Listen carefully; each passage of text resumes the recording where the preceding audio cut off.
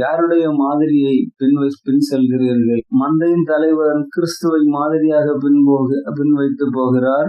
யோவான் கிறிஸ்துவனுடைய மாதிரியை பின் வைத்து போகிறார். கிறிஸ்து இவர் நமக்கு எல்லாருக்கும் ஒரு முன்மாதிரியாக வாழ்ந்து காட்டி சென்றிருக்கின்றார். ஆனால் நாம் இந்த மாதிரிகளை எல்லாம் நோக்காதவர்களாக, உலகத்தினுடைய ஐஸ்வர்யங்களை சார்ந்து, உலகத்தினுடைய ஆசாபாசங்களுக்கு சார்ந்து, உலகத்தினுடைய இன்பங்களுக்கு சார்ந்து, உலகத்தினுடைய எல்லா காரியங்களுக்காகவும் நாம என்ன செய்கிறோம்? இந்த மாதிரியை மறந்து விட்டு நம்மை இழந்து துணிகரமாக துர்ச்செயலை நம்ம செய்து கொண்டிருக்கின்றோமா?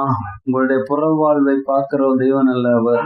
உங்களுடைய இருதயத்தை ஆராய்ந்து அறிகிற கர்த்தர் அவர். உங்களுடைய வாழ்க்கையை உற்று பாருங்க. இப்ப ஏற்பட்ட ஒரு மாதிரி நற்கிரியலுக்கு மாதிரியாக காண்பிக்கணும்னு சொன்னா, இதுல தீமோத்தேயுல பார்க்கிறோம் 6 காரியங்களை நாம என்ன செய்யணும்? ஃபாலோ பண்ணணும். 1, வார்த்தையில உண்மையா இருக்கணும், நடக்கையில உண்மையா இருக்கணும், அன்பில உண்மையா இருக்கணும், ஆவியில உண்மையா இருக்கணும், விசுவாசத்துல உண்மையா இருக்கணும், கற்புல உண்மையா இருக்கணும். இவை எல்லாவற்றையும் இந்த காரியங்களை பலர் நம்மிடம் எதிர்நோக்கி பார்த்து கொண்டிருக்கும் போது, இந்த 6 காரியங்களும் எந்த விதமான தொற்கிரிகளும் நம்முடைய வாழ்க்கையில இருந்து என்ன செய்யக்கூடாது? வெளிப்படக்கூடாது.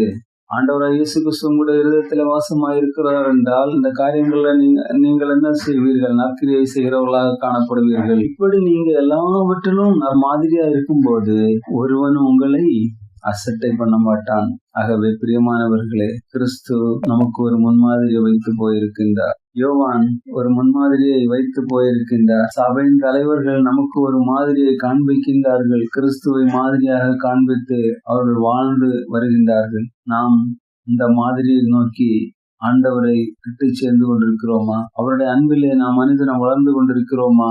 நம்முடைய வாழ்க்கையில் ஆண்டவராகிய இயேசு கிறிஸ்து பிரதிபலிக்கின்றாரா என்பதை சற்று யோசித்து பாருங்கள். ஒருவேளை ஏதாவது காரியங்கள்ல தவறு இருப்பின், இப்போதே அனுகிரக காலம். நீங்கள் உணர்ந்து ஆண்டவருடைய பாதத்திலே மண்டியிட்டு நீங்கள் அறிக்கையிட்டு ஆண்டவரிடம் ஒப்புரவாகுங்கள்.